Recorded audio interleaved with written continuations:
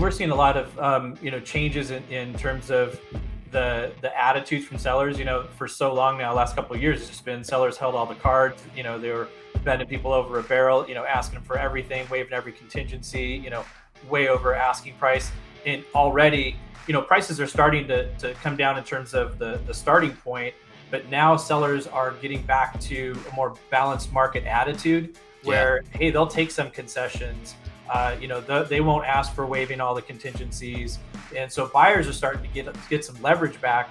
And one of the big things we've been talking about, I don't know if you're seeing it a lot, is, asking the sellers to give them a contribution to do an interest rate buy down. I think that every real estate agent, that's a given. Here's the problem. Most real estate agents don't know they can do that. They don't know how to negotiate. Welcome to the Uncensored Real Estate Podcast, where nothing is off limits.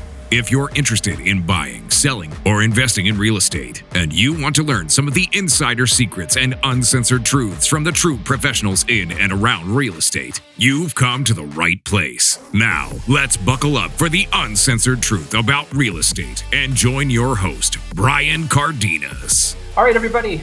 Thank you for joining the Uncensored Real Estate Podcast, where nothing is off limits. My friend, Mike Cuevas, and he is in San Diego, California. And I wanted to welcome you, first of all, to the show, Mike.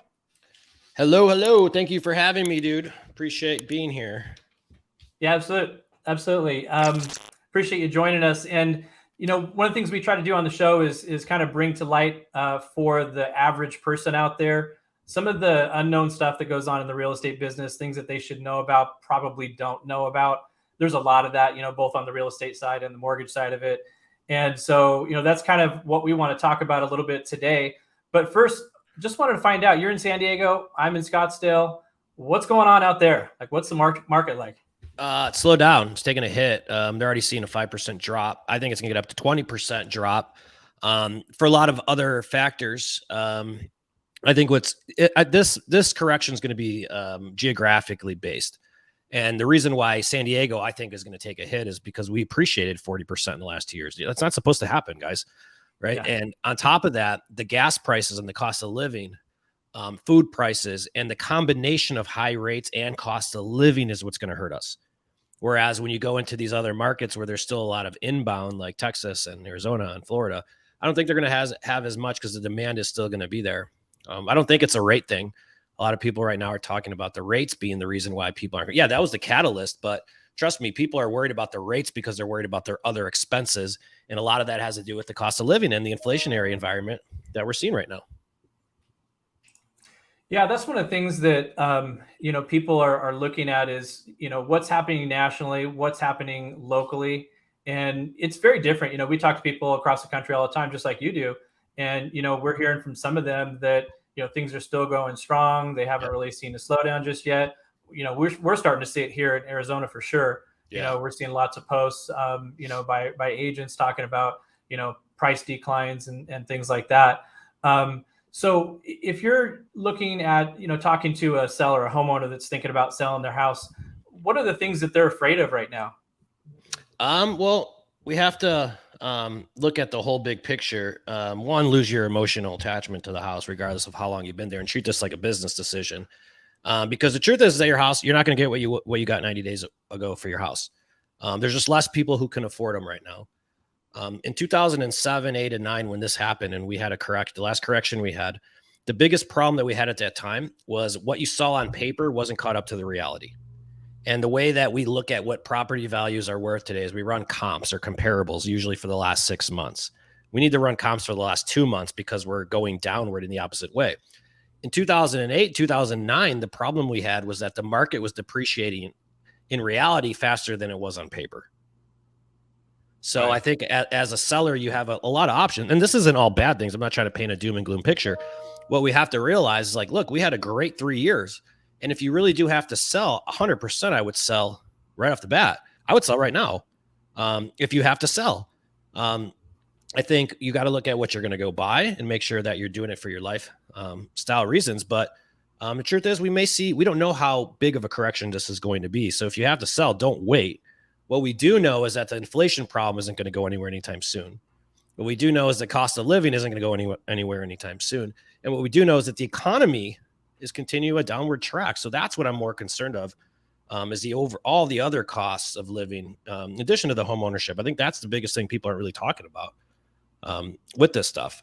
But look at the flip side of this. All right. So that was the seller side. But why is everyone always wants to buy when everyone else wants to buy?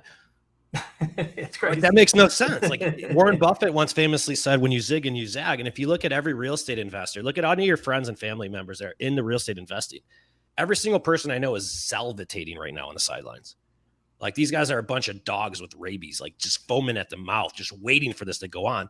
But it's still too early. This just started happening, guys. So give it 30 to 60 days, see what happens. And once this becomes a new reality, that's when I think you're gonna start seeing a lot more action come back in. Right now, people are wondering what the hell's going on. This just happened. Well, I think one of the things that we're seeing out here, we're seeing a lot of changes in terms of the attitudes from sellers. For so long now, last couple of years, it's just been sellers held all the cards. They were bending people over a barrel, asking them for everything, waiving every contingency, way over asking price. And already, prices are starting to come down in terms of the starting point. But now sellers are getting back to a more balanced market attitude where, hey, they'll take some concessions. They won't ask for waiving all the contingencies. And so buyers are starting to get some leverage back. And one of the big things we've been talking about, I don't know if you're seeing it a lot, is, asking the sellers to give them a contribution to do an interest rate buy down. I think that every real estate agent, that's a given. Here's a problem. Most real estate agents don't know they could do that. They don't know how to negotiate. Because you're right. That's exactly how we're advising. If you're a seller, you're going to sell, you're worried about what your next payment is. Well, yeah, you could buy down your rate, and a seller who needs to sell is going to work with you on that. 9 times out of 10, we're seeing it all over. One of my friends has a client in Colorado Springs moving to California, and immediately they're looking for a bridge loan. They're already under contract on their sale or their new purchase in California, but now they can't sell their Colorado Springs home. Yep. Right. So sellers will work with buyers, but the program and the lenders, and I think you guys are way ahead of this, the one who creates the buy down program, whether you have to charge a seller 1 point or 2 points, it's all sellers look at the net that they're going to receive at a closing. So I'm planning on all of our agents negotiating rate buy downs for all of our clients because we know there's the leverage to do so. So I believe that we're going to get close to, at the end, I think we're going to get close to a rate that we had prior, but we're going to be getting a way better price because the sellers are now motivated yet. And that's truthfully how a buyer's agent should be prepared. And if you're a seller or a buyer and you're a consumer, you need to work with someone who understands this shit at the end of the day, because it's different. This is when the real people in the industry that are really doing the majority of deals are going to shine. Yeah, I mean, the professionals that do this for a living, not the part-time people, not the people that got into it the last couple of years because it was easy. Mm-hmm. That's where the professionalism comes into play. When you choose a realtor, choose a lender, you got to have a good team on your side, because there's creative ways to do things. For the last 6 months, we've been seeing that rates were going up. We kind of knew it was going to be happening. And, what we started trying to counsel people on is, hey, don't pay extra to get a lower rate today, because you're not going to be in this rate very long. There's a lot of posts out there, marry the house, date the rate. I hate that post so much. If I see that one more time, I'm going to flip out. Yeah, there's 9,000 of them. And everybody thinks that they're the one that invented it. Yeah. But I mean, the idea behind it, even though that's getting old, the idea behind it is true. The interest rate is not what you're going to have forever. Nobody stays in their loan for 30 years or even 15 years or even 5 years for now, lately. If you can get into a house at a better price, negotiate a better price, even if you do negotiate a rate buy down, you have some leverage now as a buyer to get a good deal on the property. And then, yeah, your rate's going to be higher than you'd like it to be, but there's a really good chance in the very near future, the rates are going to come down. Once this inflation gets under control and the recession starts to hit, rates are going to go down. People are going to have an opportunity to lower their payments, but they got the house on a good deal instead of 3 months ago or 6 months ago where they got a shitty deal and they started getting a bad rate on top of it. Yeah. It's just going to be totally different. So I think buyers have a great opportunity right now. Can you walk us through how the rate buy down works? So as an agent, just so I make sure, how much first off, the question that a lot of people are going to have, and I'll do a video on this later. because it's a good topic. How much closing cost concession can a seller give to a buyer when they're purchasing their property under conventional terms or whatever program you're going to get a rate buy down for? Yeah, so the program makes a difference and the down payment makes a difference. So the least that a seller can give is 3% when somebody's just putting like 5% down, but it can go up to 6 to 9% depending on the program. So you think about what's today's rate? You're still probably right around high 5s, low 6, just depending upon where you're going. So if I'm buying a house today for 6%, let's say the purchase price is $600,000, how much of a buy down do I need, a percentage or a dollar amount, to get that rate to 4%? It's funny. I just did a video on this the other day. Perfect. Yeah. And I posted, I tagged you on it because you brought it up in one of our groups. I don't know if you saw it yet or not, but we did an actual buy down. We did a $600,000 purchase price. The day that we did this, the rate was 6.25%, and a 3% seller contribution. That's all it took. Bought the rate down a full percent. So it was 3%, so roughly $18K, and it brought it down 1%, or how much? It brought it down 1%. So what we did is on our little chart, we show side by side, what would it do to the payment for the buyer if they took $18,000 off the price versus an $18,000 credit toward a rate buy down. And if you did a price reduction, the buyer saved about $105 a month. If you did a rate reduction, the buyer saved $342 a month. So huge difference taking a rate reduction as opposed to doing a price reduction. So, sellers should be offering this. We just did a flyer for an agent where she's putting it in as part of her listing materials for the property. Hey, the seller's willing to give a credit and reduce the payment. And just for, if you guys are listening, just to unpack that a little bit, the $342 a month represents how much purchasing power? $40,000, $50,000?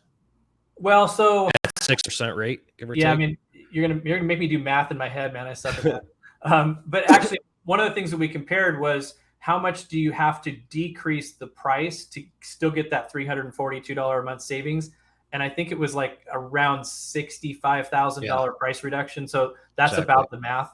Yep, exactly. So that's what basically agents, like as agents are negotiating this, we have to know how to compare those apples to apples to a seller. Be like, look, this buyer will buy this house. You could give them a rate reduction. This deal's done. Or realistically, what this does is your end sales price is going to end up probably exceeding a lot more than the cost of this rate buy down. That's the pitch, guys. Yeah, and it's the way that the math works out, because it's a price reduction versus a seller contribution. The seller actually nets a few dollars more, like $1,600 more in that scenario, by doing a 3% seller buy down on the interest rate as opposed to a reduction in the price of the house. So it really is, it's a win-win, for both parties, because that's what we're seeing right now. And you're probably seeing this on the buyer side of it. There's two concerns primarily that the buyers have right now is the interest rate sucks. Like, I don't want that interest rate. And then the other thing is house price is going to go down.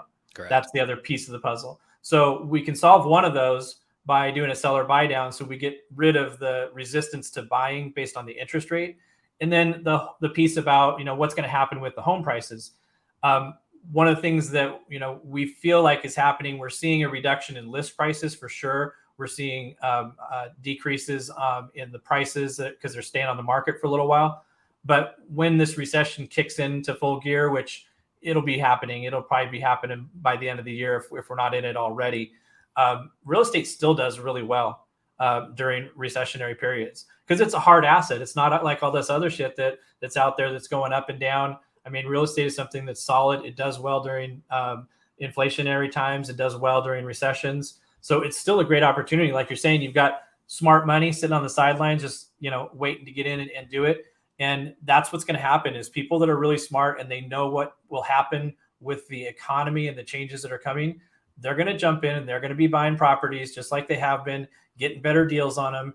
And, that's what people should be doing is don't stop because interest rates are not where you want them. Go do what you need to do. If you need to move, you want to move, change in family size, change in location, what have you, just keep doing it. Don't try to time the market. Yep. Investment advisors always tell you that. Don't time the market. You want to buy a house, but high interest rates have got you down? Take the rate challenge and send us a verifiable loan estimate from another lender, and we'll beat it and pay for your appraisal up to $600. Here at Give Mortgage, being powered by U Mortgage allows us to provide you with unmatched speed and efficiency and the best rates and fees in the market, all while delivering you the concierge level service you deserve. We want you to have an experience getting a mortgage that you'll never forget, and not because you got put through a meat grinder to get it. At Give Mortgage, we give great advice, we give the best rates, and we give back to charity. Visit us at www.give-mortgage.com or call us at 480-331-4684 to schedule a free consultation to see how we can help. No, just wait for the right deal, though. You could get the good deal. You could wait for the right deal. This is like what everyone's been waiting for. But yeah, it's crazy just on how mindset shifts. That's just mindset, right? It was only 60 days ago. Everyone's like, oh, I'll pay $300,000 over list price. Now they're like, oh yeah, no way I'm paying list price. That's just mindset, guys. That's how powerful consumer sentiment is and whatnot in the marketplace. And yeah, you're right. People just get the right deal. I think other things you wanted to chat about were potential seller options. That's the big thing is like sellers have concerns about things. And one of the things that I see out in the market, we see tons of advertisement for all these different ways to sell. You know, we've got brokerage out here that's sell it in, 72 hours. You got cash buyers. So if you would kind of walk me through, like, what are the different options that sellers have? And then let's dig into what's the difference in the cost typically for the different options? Because I think that's what gets buried a lot of times for the consumer. So I would probably say 90% of consumers have no idea of all their options to sell their house. And there's actually more options than just listing with the real estate agent. Now, a lot of times the options I'll explain will have a real estate agent involved, but it's not your traditional real estate process. And in the past few years, and we're at in Phoenix is like central iBuyer haven, where you have a lot of these alternative companies. And what's happened in the last 2 years is you have Wall Street, you have big tech, you have funds, hedge funds that are essentially real estate's become an asset class, you guys. This is the only thing, the difference between when we crashed last in 2007 and 8, there was a lot of interruption at that time, but they were not publicly traded companies. Okay, so there was interruption and they got wiped in 2007. There's interruption today that's come up with a bunch of other alternatives to selling a property or buying a property. And the difference between the two different markets is in 2007 and 8, real estate wasn't an asset class. That's why none of these companies, I believe, are going to go anywhere. And we know this because we have conversations with them and we know what they're thinking and all that, but they are going to start being more stringent on their buying, of course.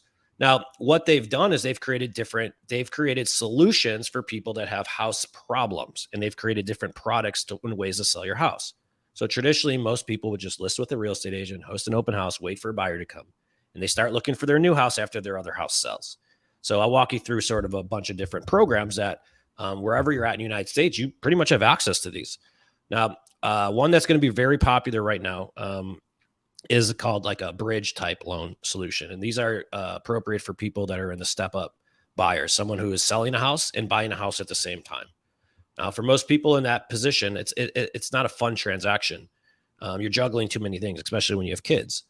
And what this transaction does, it allows a seller to go out and buy their next house using one of these companies' funds as cash. So they enter in as a cash buyer. They purchase their next house, they move into it. Then they'll go out and list their old house for sale. And then they'll sell it. Once that house is eventually sold, then they'll refinance into a traditional 30-year mortgage from the company that's financed them. So it allows them to separate the transactions and move more conveniently, in other words. Where that program is, I think, going to hit in this market right now is going to be for people who have to move, and they're not going to be able to determine when their house is going to sell right now. Right. So they're still going to be able to move, and they're going to go back and sell their own house, but they're going to be able to move and transition a lot more conveniently. And that is going to be something that a lot of people are going to take advantage of. So that's a good program. And we call that a bridge type program. Program number 2 would be concierge, call it like a fix and list type program. This is also going to be very popular. So many people were like, well, let me put it this way. Who doesn't think their house is worth more than it really is? Everyone on the planet thinks that. So what's going to happen is that as an agent, we go into a listing presentation and we're like, hey, sorry, sir, your house is only worth $450,000. It's not worth the $500,000 you think it is. And it's not that we're being, jerks. We could only play within the market, but now we have a solution to help a seller maximize their sales price. So how a fix and list program works is there's other companies that'll come on in. They lend the seller and they work with the realtor together, and they lend the seller the funds, the contractors, and they'll actually spruce up the house and maximize its sales value. So, for example, taking white appliances, making them stainless steel, taking granite countertops or Formica to granite. Update the house so that you can maximize it. And you're essentially flipping your own house, and you pay at closing. So that's a really popular solution. So what does that cost? Let me back up for a second. What does that cost somebody to do that type of solution? There's no out-of-pocket cost. They pay it at closing, and what you pay is you just pay off the contractor. You pay for the contractors. And how a lot of these companies, they all do it differently. But I've seen a lot of agents. I have a lot of friends that run a fix and list type program on their own. And then there's other companies that are transacting these things like nationally. So most times they don't charge the seller anything out of pocket. Right. They get paid at closing, and each company works a little bit differently. Yeah, they're typically like working kind of in the general contractor capacity. So, they'll go get the subs, they'll go get the contractors, and then they're making that markup that a general contractor makes. Yeah, that's some companies will make money through the services. Absolutely. I've seen other companies charge a percentage, right? And I've even seen some real estate companies have a finance arm and charge up 7% versus 5%. Regardless of how they cost, it always pencils. Like, if you could help me sell my house for 50 grand more, I don't care if you charge another point. I think you deserve it. I mean, you could charge me 2 points, right? I don't care. It's a win-win. So that solution is going to be very popular. Another option that's going to be very popular, sale leaseback. This is going to be huge. There's companies that are looking for rentals. And what they're doing is that they're buying the house that the person's living in and allowing them to stay as a tenant. So imagine if you're coming across tough times, which is going to happen right now. People are going to lose their jobs. There's going to be layoffs. There's going to be all kinds of stuff. But that's what a recession is, right? And if that happens and you have equity in your house, you don't want to leave. Well, you could stay there, access it, and just remain as a tenant. That's called a sale leaseback. Now, that's not in every market, but it is in some. Another program, you're going to see reverse mortgages, I think, is a big outlet for if you're 62 and a half years old. Pay attention. If you need to access your equity, you might not need a refi. You might need a reverse. Yeah, that's something that we do a lot of. And we actually do them on purchases as well. So, people can downsize. They sell a house that's more expensive. They cash out some portion of it. They'd ideally like to pay cash for a house and, not have a mortgage payment. But with the house prices having gone up so much, maybe they can't quite, hit that mark. Well, if you've got a big chunk of equity, you take that, put it down, use the reverse to finance the rest of it. Now you still were able to downsize and get into a house and not have a mortgage payment to worry about. Yeah, and you get paid. So you guys, there's a lot of these different solutions coming up. The problem is, though, is a lot of people don't know about them because a lot of these options are relatively new. Not a reverse mortgage, but people talking about a reverse mortgage is new. It was like tainted product. It's a great product. Yeah. For people. And this is education, guys. So the truth is that there's a lot of different ways. But what I believe that every seller should do is get all of their options, knowing all of these solutions, and then weigh out your pros and cons with each. There's a pro and con in anything you do in life. So for example, let's say I want to go ahead and do a fix and list program. I want to rehab my house and flip it. Well, you're not going to be able to sell your house in 30 days doing that. So if you have to sell fast, that's not an option for you. Right? If you're not buying and selling a house at the same time, you don't need a bridge loan solution, but that's a solution for someone who is. Maybe your house, you have a property that has tenants in it, or the place is like, maybe you're a hoarder. I don't know. And you can't sell it traditionally. Maybe the house structurally doesn't work. Well, then you need more of like a cash buyer. There's a solution for that for you. So the truth is there's solutions for everyone. Whatever happens in a correction, about this correction. There's so many of these products that weren't available in the last one. I was there. Yeah. Well, I think that's the thing for consumers. It's really hard to know because there's not necessarily a lot of education out there for the general public. I mean, you'll see some of these companies out there, doing a lot of marketing about, traditional listing or we'll sell it fast or what have you. Truth of the matter is in the last, 2 years, anybody could sell a house in 3 days. It was really no big deal. Now it's getting a little bit more challenging. And so all these other alternative ways to sell are becoming more important for the consumer to know about them. But how do they find that out? I mean, are they just relying upon their realtor to tell them? And what's the best way for them to go figure out what those options are? So that's one of the reasons why we built theowneradvocate.com. We built that as a portal for sellers to go out there and get their options directly from the companies that'll service them at the end. And all of our realtors within that platform are trained to know all of these options. So that's exactly why we built that owner advocate platform. And we provide real estate agents with all the education and training so that they can start offering these multiple options to sellers in their markets. So we have, we're the middle people. We connect the sellers to the buyers and the realtors. Nice. So there's a bunch of education that the consumer gets by going on there is the bottom line? You could see how all the programs work. We educate the agents, or we'll go right to the consumers direct. So the consumer, yes, they could go on our site and see sort of how each program works. But once they do, what they'll do is they could schedule an appointment and then start getting their options, because there isn't a universal program with this. Every seller's in a different situation. So those options are different per situation. But that's the whole point. Think of it like the price line of real estate. Well, same concept, same thing. Our price line and vacation, same thing with real estate. You could choose all your options that you have to sell your house, including agents in the market, and then decide which one's right for you. Nice. So what about if somebody gets solicited for, a cash offer? Like, what are the things that they need to look out for there? Or what kind of costs, are they looking at if they're getting solicited for a cash offer? Not through a portal like yours, but because I get texts all the time. Hey, we want to buy your house. Are you interested? Yeah. You're going to want to, usually for cash offer, I would recommend getting a couple because you have different types of cash buyers, and based upon that buyer's buying box, what they will offer you will differ. So if you getting a cash offer from a rehabber is going to be a lot lower than getting a cash offer from an iBuyer. And the reason is that the rehabber has to make a certain spread. So one cash offer isn't the same. That's why we give people a marketplace of them, because every cash offer is going to be different based upon that buyer's buy box. Are they a buy and holder? Are they a buy in highest and best use? Are they a buy and flipper? Are they buy and rehabber? What game are they playing? And that's exactly why with cash offers, we sort of have all of them. You have a buy and hold, you have a buy and rental, you have a sale leaseback, you have a rehabber option.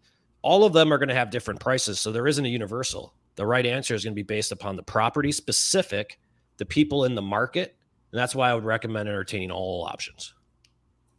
So if a consumer is looking at that, if they didn't get it into your site and they just are getting solicited an offer, they need to ask, what this is for, and then just don't settle for the first one. Go out and search out for another couple of options. There's like in Phoenix, there is no less than 30 to 40 cash buyers per property right now. Everybody's a cash buyer in Phoenix. And that's like in most major metropolitan areas. But yeah, if you're getting a cash offer, just know that's only one of your cash offer options. As a consumer, there's more out there, but who's going to bring them to you has everything to do with whom you're going to work with. So in your local market, get an agent that knows about all this stuff. And this is the time you really want to interview different people. All of these deals will still be done with agents, but not all agents will be offering all these options. Yeah. And that's the thing I think a lot of people don't realize is that, they might think that if they go get an agent, that they may not have access to, different options that are available to them, because they're just used to, agent's going to list my property, put it on MLS, and, sells when it sells. Yep. But a good agent is going to have the contacts and connections to be able to present all of these options so that you're not just given 2 options or, 3 options or what have you. An agent's a great resource for somebody to be able to get connected with the right people. Yeah, you're not going to see these eliminate agents. I don't think, because someone still needs to transact on the ground and quarterback the transaction. Like, for example, in a buy and sell or the trade-in option, there's still a lot of moving parts. Someone needs to take the buyer out and the seller and the buyer to go find their new house. And then once someone's there, someone's got to go back, get the house fixed up, ready to sell. They got to stage it. They got to handle the showings, do the marketing, take the pictures, the videos. Like, the agent still has a role here. No one's cutting agents out of the transaction. What's different is the services the agents are providing. And the agents who are agents need to sharpen up. That's the truth of the matter. Is if you're hiring a real estate agent and all they're doing is listing a house on the MLS, taking some photos, putting a sign in the yard, and hosting an open house every other week, well, that's probably not the right agent. I don't think that's worth a full commission personally. But an agent that has a lot of solutions, has a lot of creative, had marketing, all of that other stuff, that's what you want to look for as a seller right now. Someone that's going to have multiple exit strategies, multiple options. Because you don't know what's going to happen. We don't know how long your house is going to take to sell. And anyone who tells you they know is lying to you. We don't know where we're at right now. We don't know what's going to happen tomorrow. But after this settles, we'll have a good idea in about 30 to 60 days is my guess. So what do you see that buyers, prospects are like? What is the thing that they should be most aware of when they're thinking about, hey, should I go out and buy a home? Like, is it the market? Is it the agent? Is it the lender? Like, what's the if I'm a buyer right now, I'm understanding my purchasing power first. Okay. Because if I'm you and I'm a buyer, I'm searching properties and price points that I probably couldn't afford before, but you have to find out based upon your new rate. Okay. Because the truth is that once you start, I would shop for properties that have a minimum of 30 days of market time. The longer the market time, the better the deal, 9 times out of 10. Most of these sellers have a boatload of equity. So if you really want to do research on a property, don't buy a house that anyone who's bought within the last 2 years, because you know they're sitting on equity, and look for the right deal. The inventory will come, folks. You might have to wait 2 or 3 deals, but it'll come. Know your buying power with the rate buy down that we're talking about here, so that you could be ready to negotiate. Because truthfully, the way we're going to advise it is I'm looking for market time. I'm going to go for distressed. My job as a buyer agent is to get them the best possible deal on the house. My job as a seller's agent is to get them the best possible deal on the house. So if we're representing the buyer, I'm going in for the kill. Right. I'm sorry. But if I'm representing the seller, I'm going to out negotiate yours. I'm going to out negotiate you. I have plenty of options. In either case, it just depends whom we're representing, you know? Yeah. And that's like what it comes down to so often when I'm talking to agents on the podcast here, is that the agent makes such a huge difference in the transaction. You know, so many people, they know 5 different agents, you know, they got 2 relatives who are an agent, and they kind of default to that a lot of times. Yep. And it just doesn't serve you. I mean, yeah, you're going to make your family member happy, but you're going to pay for it. And having the right agent is so critical. Little cousin Billy right now will cost you tens of thousands of dollars who just got his license. I'm not joking. Like, no. Every year real estate agents lose a couple deals, and I get it. Like, you know, your family member, I gotta give it to Aunt Sue. Aunt Sue is so sweet. She bought me cookies when I was a kid. Listen, Aunt Sue is about to make the biggest financial mistake for you. You need to make sure Aunt Sue knows marketing, has video, has all of these ducks in a row, because this isn't child's play, folks. We're in, this is anytime we see a shift like this, please interview a bunch of people and see whom you feel more comfortable with. Just by talking to a few, you're going to know who's the right fit for you, and feel that comfort level. But look at their level of experience. Look at the services they're providing, because like anyone could sell a house 6 months ago. It was easy. But who's going to be able to sell a house going forward is going to be interesting. And that's so you kind of answered my question, you know, is how does a person make that choice? Interviewing is one, but you've got to ask these questions. So the stuff that Mike's talking about today, you know, if you're talking about listing your house, what are the different ways that I can sell it? Like, that's a great question. And if they come back with, you know, one answer or 2, that may not be the right person. You know, go to the next one. I'll tell you the one question to ask every real estate agent, and you'll know right off the bat whether or not they're the right fit for the job. So this is it. What do you do differently? Yeah. If the agent cannot answer that question, you already move on. And if the answer to that question is, well, I've been in the business for X amount of years, and my job is to look out for your best interests and communicate. That's expected. That's not a value proposition. Move on to the next, and then you'll find the right one. Yeah. Or go to owneradvocate.com and we'll help you. There you go.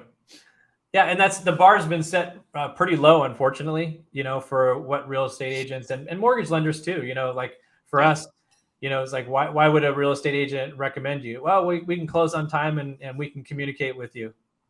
Well, great. I say it all the time. I'm like, isn't that your guys' job? Like, we're going to communicate. We're going to explain all the 45 documents you're about to sign. And we're going to, you know, answer the phone when you call. Yeah. Thanks, bro. That's like great. I love you're amazing. It's not enough to sell you, huh? No, not anymore. But but trust me, it sells people all the time because they don't know what to expect from their professionals anymore either. Yeah, that's the hard part, because somebody just, you know, talks to somebody, they meet them at an open house and they get along with them and think, oh, this is a good agent. You know, I can sit in a car with them and drive around and go look at properties. Yeah, that's not it, man. That is not going to cut it for you in this market. Like, you've got to have somebody that's strategic, has different plans, different strategies, and is a serious negotiator. Yes. You know, people that can't negotiate are going to lose in this market. Yep. Cool. 100%. Well, I think that was the biggest thing that I wanted to cover is, you know, what is it? How does a person make that choice? And I think you've really spelled it out great. And I think the owner advocate that you guys have created is a great thing for people to go and learn about what their options are, and then get connected to agents that can actually provide those solutions. So I really appreciate you coming on and kind of explaining that to us. Any parting words, advice that you have for people in this market, either No. buyers or sellers? No, this is my third shift. I've been doing this for over 20 years. Like 20 years I've been in the business. So I'm not scared. I'm excited. It's just market shifts, you guys. So like personally, I always do whatever I like doing, whatever everyone else isn't. Those are when the people make the money. You go where everyone else isn't. But people like to follow groupthink. All right. So don't be a sheep. Think for yourself. Go out there and do your research. Get a good team. Surround yourself with the right people. If you have to make a move and you're going to move and buy, great. I would look into investing, not right now, but probably about 90 to 120 days, and look at making money work for you. Brian's right. The wealth is created during the shifts. That's when wealth is transferred, is during the shifts, guys. And it's not during the peaks. During the peaks is when you buy wrong, and you don't ever make money when you sell real estate. You make money the day you buy it, when you buy it smart. Yeah. When you see people hesitating on buying, that's when you go buy. Yep. Because, everyone's gotten like freaked out and scared by where rates are at. And this mentality of, oh my God, it's too expensive. It's too high. You're going to see prices come down. You're going to have opportunities to get into properties. Those properties are going to appreciate over the long term, maybe not in the next 6 months, but they're going to appreciate over the long term. You're going to be able to lower your cost of borrowing. Investment properties is a great idea because so many people, like you said, you started out saying 30 to 40% equity growth. Well, what's that equity doing for you right now? Like, put it to work, pull some of that money out, use it to buy an investment property, have another appreciating asset over the next few years, and then rents are continuing to go up because even though we're seeing more inventory right now, we still have a massive shortage of homes for what's available. And that's why all these hedge funds are buying houses, because they're going to turn them into long-term rentals because they know the need is there. Yep. So do what the smart money does, and that'll help you make more money too. Agreed. Awesome. So if somebody wants to reach out to you and get in touch with you, give us your contact information.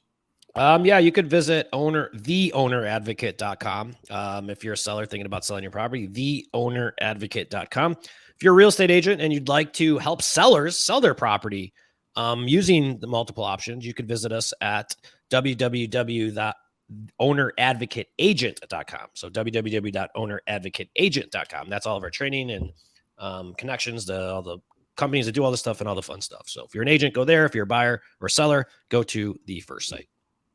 Awesome. Well, I appreciate you coming on and spending some time with us and educating the public. I can't thank you enough for taking your time out of your day. Thank you, dude. Appreciate it. All right, brother. We'll see you soon. You got it. See ya. Thanks for joining us. And please remember to go and subscribe, like, share, all that cool stuff to help us grow. And come back tomorrow to listen to our next episode. Until then, go out and live life uncensored. Thanks for listening to the Uncensored Real Estate Podcast. Don't forget to help us out and subscribe. Follow and give us a 5-star rating on your favorite podcast platform. And check us out on YouTube for the full video podcast. If you want more information on any of the topics discussed on today's episode, email us at uncensoredrealestatepodcast@gmail.com or give the Cardenas Mortgage Team a call at 480-331-4684.